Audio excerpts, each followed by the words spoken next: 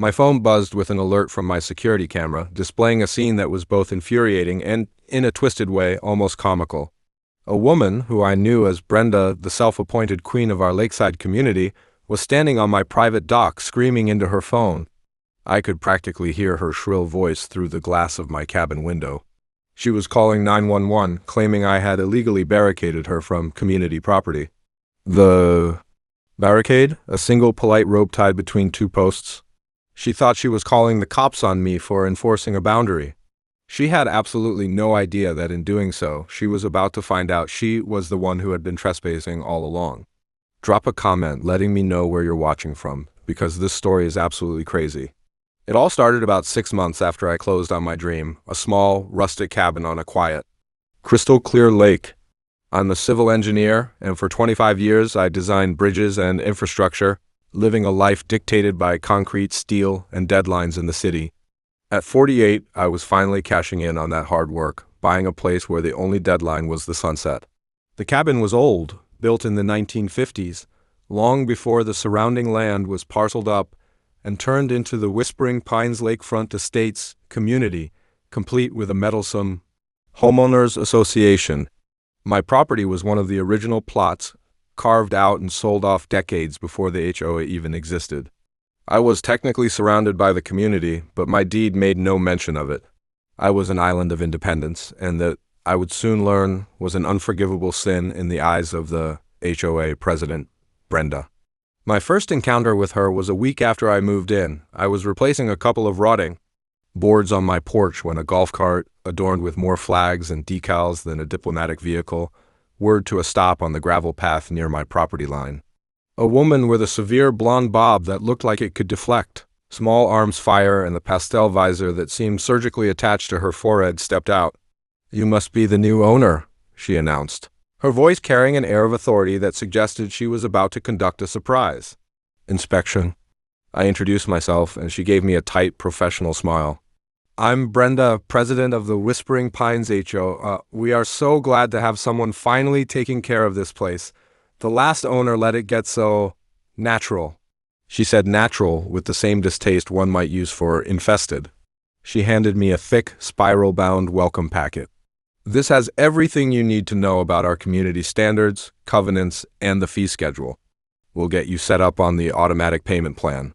I politely informed her that my property wasn't actually part of the HOA, a fact my lawyer had confirmed during closing. Her smile didn't falter, but it became distinctly more plastic. "Oh, that's a common misunderstanding with the original lots," she said breezily. "But for access to the community amenities and road maintenance, everyone contributes. It's for the good of the community." I knew for a fact my property had its own direct access to the county road, and the only amenity I was near was the lake itself, which was public. I told her I appreciated the offer but would remain independent. The look she gave me was one of utter bewilderment, as if I had just told her I planned to communicate exclusively through interpretive dance. She got back in her golf cart and drove off, leaving the welcome packet on my woodpile like a Gideon's Bible in a motel room. That was the first shot fired in a war I didn't even want to fight. The quiet retreat I had envisioned was about to become a battleground. The little note started appearing a week later, tucked under the windshield wiper of my truck. The first one, written in an aggressive, loopy cursive on garish pink stationery, informed me that my choice of a dark green boat cover was not in keeping with the approved palette of marine textiles. I crumpled it up.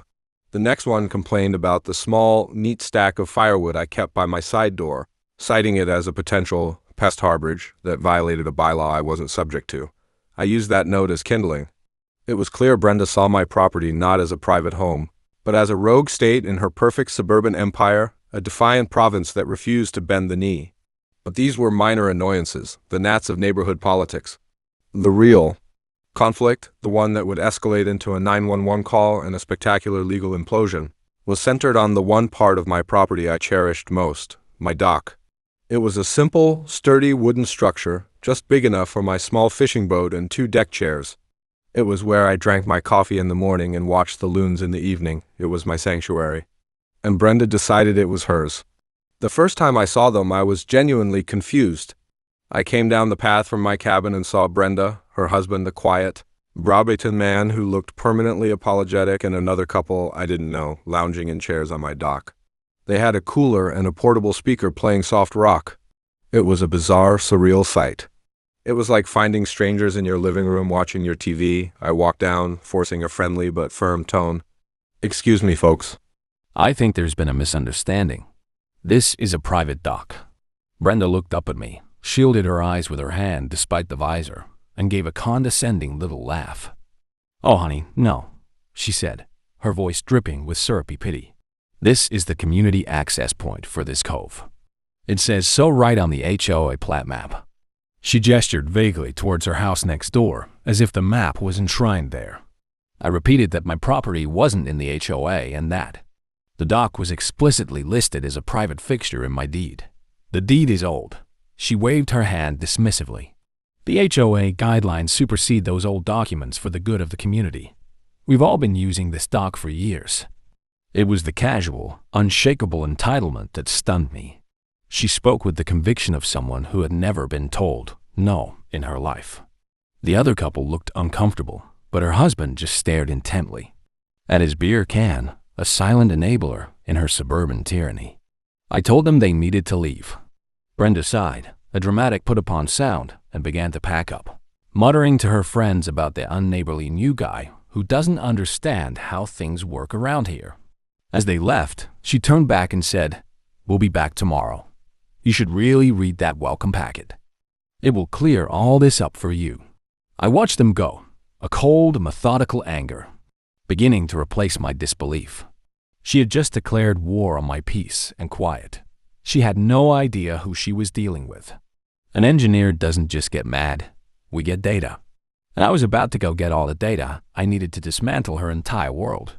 The first phase of my counteroffensive was purely administrative.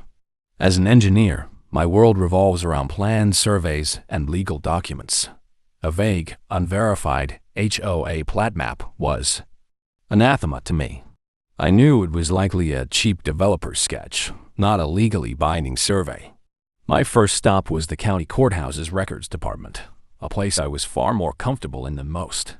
The air smelled of old paper and quiet diligence. For 3 solid days, I pulled every deed, every plat, and every right-of-way easement associated with my parcel and the surrounding properties, going all the way back to the original farmstead in the 1920s. I meticulously copied, scanned, and organized everything. It was a fascinating history of the land, a story told in meets and bounds, iron pins, and oak trees. And the story was clear. My property lines had been established and legally recorded in 1954, and they were unchanged. My dock, the shoreline it was attached to, and a significant buffer of land were all indisputably 100% mine. The original subdivision plan for the Whispering Pines development from the late 80s even showed my lot clearly demarcated and excluded, labeled as existing private parcel. There was no mention of a community access point or easement anywhere near my land. While I was building my fortress of facts, Brenda escalated her campaign of passive aggression. Or, rather, just plain aggression. They started using the dock again, this time more defiantly. I'd come home from a supply run to find their towels draped over my boat seats, their empty beer, cans left in my chairs. One afternoon, I walked down to find their teenage son and 3 of his friends doing cannonballs off the end of my dock, their music blasting. I told them to leave, and the kid just sneered at me and said, "My mom said we could be here." I had to threaten to call the sheriff before they sullenly trudged away, leaving a trail of wet footprints and potato chip bags behind them. Each incursion felt like a deliberate poke, a test of my resolve. Brenda was operating under the assumption that I was a typical homeowner who would eventually get worn down by the constant annoyance and just give in for the sake of keeping the peace. That's where she made her fundamental error. She was a bully who relied on social pressure and fabricated authority. I was a man who relied on quantifiable evidence and legal precedent. This wasn't a personality conflict. It was an engineering problem, and her entitlement was a structural flaw I intended to exploit. My neighbor on the other side, an old-timer named George, who had lived there for 40 years, saw me looking over the old documents one afternoon on my porch. He wandered over, a cup of coffee in hand. "Fighting with the Queen, are ya?" he asked with a wry grin. I told him the whole story about the dock. He chuckled and shook his head. "Son, that woman has been a thorn in this community's side since her daddy bought her that house. Thinks because she's president, her word is law. That plat map she loves to wave around, I saw the guy they hired to draw it up back in the day. He did it for $500 from his pickup truck. It ain't worth the paper it's printed on." This was my first ally, a source of crucial local intelligence. He confirmed what I suspected. The entire HOAS claim was built on a foundation of sand. George told me stories of Brenda fining people for having the wrong shade of beige shutters, of measuring neighbors' grass with a ruler, of trying to dictate what flowers people could plant. She was a petty tyrant ruling a tiny manicured fiefdom. Her power was derived entirely from the apathy or intimidation of her subjects. No one had ever had the energy, the resources, or the technical know-how to challenge her on solid factual ground. It was a perfect storm of entitlement meeting its methodical, unimpressed match. I knew my paper trail was strong, but in a he said, she said world, even a mountain of documents can be dismissed. I needed something more. I needed irrefutable, physical proof. I needed to bring the abstract lines on the old maps into the real world. The next morning, I made a call to the best licensed land surveyor in the state. The time for defense was over. It was time to draw a literal line in the sand and in her yard, as it would turn out. The surveyor I hired, a man named Dave, was my kind of people. He was a quiet professional in his late 50s, with a weathered face and an encyclopedic knowledge of property law. When he arrived with his assistant and their array of tripods, electronic theodolites, and GPS equipment, I could see Brenda watching from her window, her silhouette a rigid shape behind the curtains. Dave and I spent an hour going over my collection of deeds and historical plats. He was impressed with the thoroughness of my research. "Wow, you've done half my job for me," he said, tapping a 1954 plat map. "The paper is clear. Now, let's see what the ground says." For the next 2 days, Dave and his assistant worked. They were like detectives, hunting for the ghosts of old survey markers. They used a metal detector to find buried iron pins from the original 54 survey, monuments of rusted steel that had been silent witnesses for over 60 years. They took GPS readings accurate to within a fraction of an inch, cross-referencing them with National Geodetic Survey benchmarks. It was a painstaking, methodical process, the physical manifestation of my own mindset. As they worked, I saw Brenda's golf cart patrol the perimeter of my property more frequently, her disapproval a palpable force field. She even approached Dave once, asking what he was doing. He calmly replied, "Conducting a legally contracted boundary survey, ma'am," and went back to his work, offering no further information. Her frustration was comical. She was a creature of rules and regulations, but this was a process so formal, so official, that even she couldn't find a bylaw to bully it with. The final results came in a week later, presented in a thick professional folder. Inside was a report, a set of legal descriptions, and the crown jewel, a large, newly drawn map of my property, stamped and signed with Dave's official seal as a licensed surveyor. This document wasn't a suggestion or a sketch from the back of a pickup truck. It was a legally binding fact, ready to be filed with the county, and it was glorious. Just as the old deeds had shown, my dock and the entire lakefront were squarely within my property. The survey had marked the lines with new wooden stakes topped with bright orange flagging tape. The line ran exactly where I expected it to along the lake. But then, as my eyes followed the boundary line separating my property from Brenda's, my heart gave a little leap of pure, unadulterated joy. The smoking gun wasn't just that my dock was mine. The survey revealed something I hadn't even dared to hope for. Due to a slight jog in the old property line that her cheap plat map had conveniently smoothed out, the official boundary cut diagonally across what she considered her backyard. The new stakes marching in a perfect, legally unassailable line, sliced right through the corner of her prize-winning rose garden. They ran less than 2 feet from the edge of her expensive flagstone patio, the one where she held her little court with her HOA enablers. And in a final beautiful twist of irony, the survey showed that the post holding her ornate, custom-made President's Retreat sign was planted a good 6 inches on my side of the line. For months, she had been brazenly trespassing on my dock. All the while, a significant portion of her own manicured kingdom was, in fact, built on land she didn't own. The woman who lived and breathed property rules had been violating the most fundamental one of all. My plan had initially been defensive, to prove my ownership of the dock. Now, it had become a strategic offensive. I wasn't just going to get my dock back. I was going to use her own obsession with rules to dismantle her pedestal, stone by flagstone. I spent that afternoon buying a roll of sturdy rope and some simple wooden posts. It was time to make the invisible visible. The following Saturday morning, I executed my plan. The air was crisp and the lake was calm, a perfect day for a little bit of landscape redefinition. I took the handsome wooden posts I'd bought and a post hole digger and went to work. Following the surveyor's stakes with the Myra's stakes with the precision of a man who builds bridges for a living, I planted a post every 10 feet along the legally established property line between my land and Brenda's. I made sure they were plumb and secure. Then, I strung a simple, thick rope between them, about waist high. It wasn't an aggressive fence, just a clear, unmistakable visual delineation, a statement of fact. The rope ran serenely past my cabin, then cut directly through her immaculate garden, leaving a prized cluster of rose bushes on my side. It continued its journey less than a yard from her patio, before terminating at a final post I had driven into the ground right next to her President's Retreat sign, which now looked utterly ridiculous on the wrong side of the line.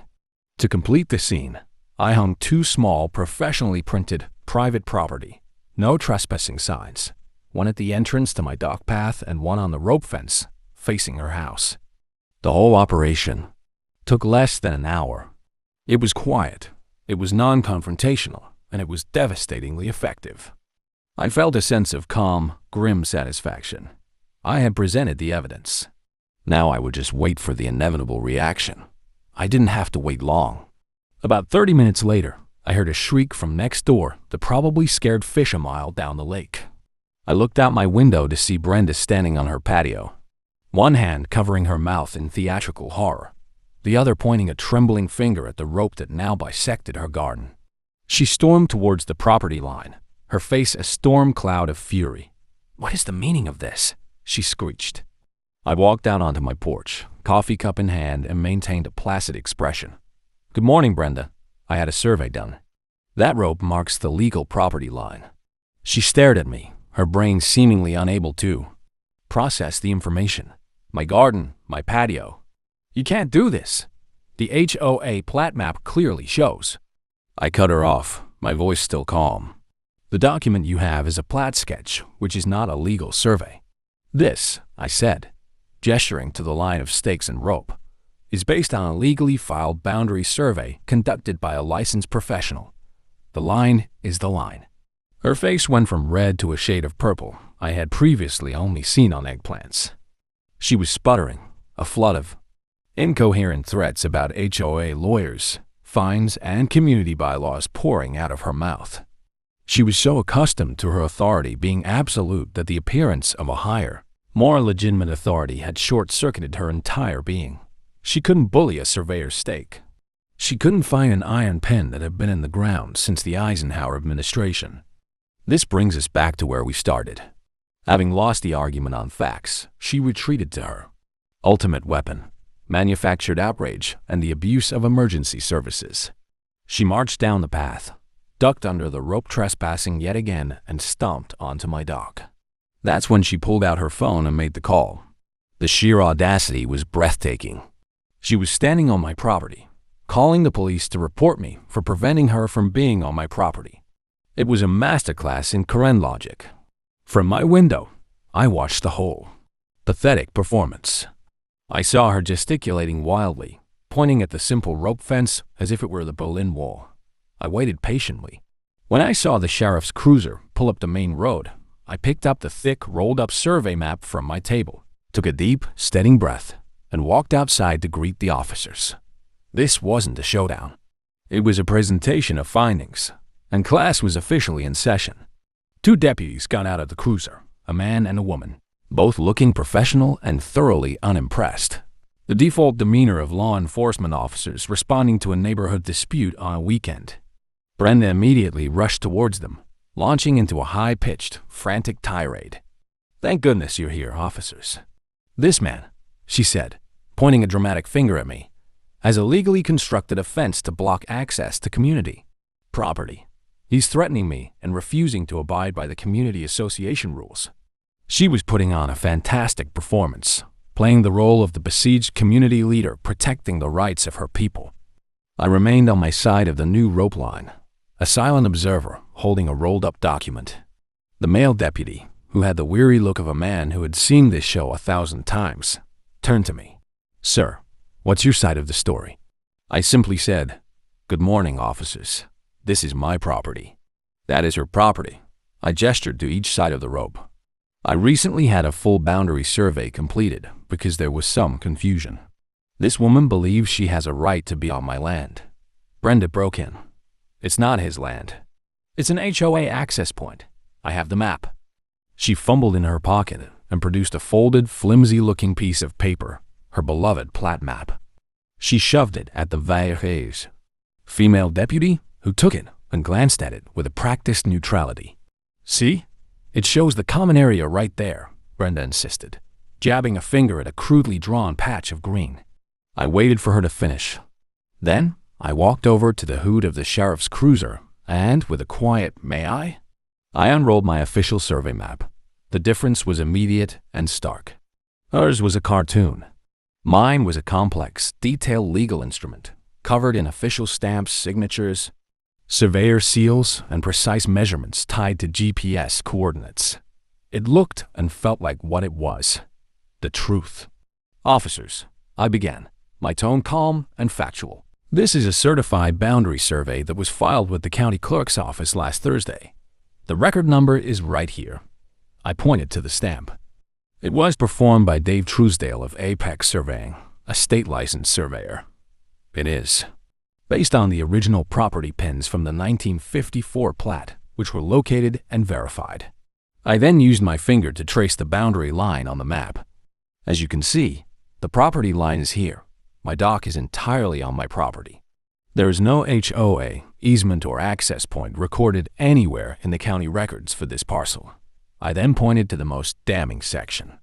"And as you can also see, the line actually runs through what my neighbor has been treating as her backyard. A rosebush sear and this patio edge are on my property." The male deputy leaned in, studying my map intently. He looked at the surveyor's seal, then back at Brenda's sketch. He then looked at the line of new posts and rope, which corresponded exactly to the map I had unrolled. His expression shifted from weary boredom to dawning comprehension. "Ma'am," he said, turning to Brenda, his voice now devoid of any ambiguity, "this is a legally filed survey. It's a definitive document. According to this, not only is that dock his, but you are currently standing on his property." Brenda stared at him, her jaw slack. The reality of the situation was finally penetrating her thick shield of entitlement. But my map," she stammered. The female deputy handed the flimsy paper back to her. "That's a developer's plat, Mom. It's a drawing. It's not a legal survey. This one is." The color drained from Brenda's face. She had summoned the forces of law and order to smite her enemy, and they had instead turned and declared her the transgressor. "So, you're not going to make him take down this rope?" she asked, her voice a small, defeated squeak. The male deputy shook his head. "No, ma'am. He's within his rights to mark his own property line. In fact, he could have you charged with trespassing right now." I simply shook my head and said, "That won't be necessary, officer. I just want to be left alone." The deputy nodded at me, a flicker of respect in his eyes. He then turned his full attention back to Brenda. "You need to return to your property now. Do not cross this line again. Do not go on his dock again. If we get called back out here for this, it will be you we have a problem with. Is that clear?" Defeated, humiliated, and utterly stripped of her authority in front of the very power she had tried to invoke, Brenda turned without another word and did the walk of shame back to her house, not even bothering to duck under the rope, but walking all the way around it. The officers gave me a final nod, got in their car, and drove away. I stood there for a moment in the sudden silence. The beautiful official map still spread on the hood of their now departing cruiser. The battle was won. Now, it was time for the terms of surrender. And they were going to be harsh. The public humiliation was only the opening salvo. A few days later, my lawyer, a sharp woman named Catherine, who took a particular delight in cases involving arrogant HOAs, drafted and sent a formal letter via certified mail to both Brenda personally and to the Whispering Pines HOA board of directors. The letter was a work of art, a masterpiece of polite, merciless legal prose. It began by detailing the history of Brenda's harassment and repeated trespassing, referencing my security camera footage and George's willingness to provide a witness statement. It then formally presented the findings of the Certified Boundary Survey, a full copy of which was included as an appendix. The letter clearly stated that, according to the legally filed document, significant portions of Brenda's landscaping, a section of her flagstone patio, and various other improvements were encroaching on my property. Catherine then laid out the terms. Brenda had two options. Option A, she could, at her own expense, remove all encroaching items from my property within 30 days. This would involve hiring a construction crew to saw cut her patio and professionally dig up and transplant her prized rosebush. Option B, I was willing to discuss selling her the small sliver of land her improvements were on a triangle of about 200 square feet. The proposed price for this sliver was, to put it mildly, exorbitant. Catherine had calculated it based on the highest possible valuation of lakefront property, and then added on the full cost of the survey, my legal fees, and a hefty premium for my emotional distress and loss of quiet enjoyment of my property. The price was, I believe the technical legal term is, make her eyes water, expensive. The letter landed like a bombshell in the tranquil, manicured world of Whispering Pines. The HOA, a board, which had likely only ever heard Brenda's distorted version of events, was suddenly faced with a certified survey and a letter from a lawyer that all but screamed massive liability. Their own flimsy plat map was now evidence of their negligence. I later heard from George that their emergency board meeting was a scene of chaos. The other board members, who had acted as Brenda's enablers for years out of apathy or intimidation, were now terrified of being sued personally. They had two choices: bat Brenda and risk a costly lawsuit they would certainly lose, or cut her loose. Their instinct for self-preservation won. The HOA's counsel quickly sent a reply to Catherine, stating that the dispute was a private matter between two landowners and that the HOA took no official position on property boundaries.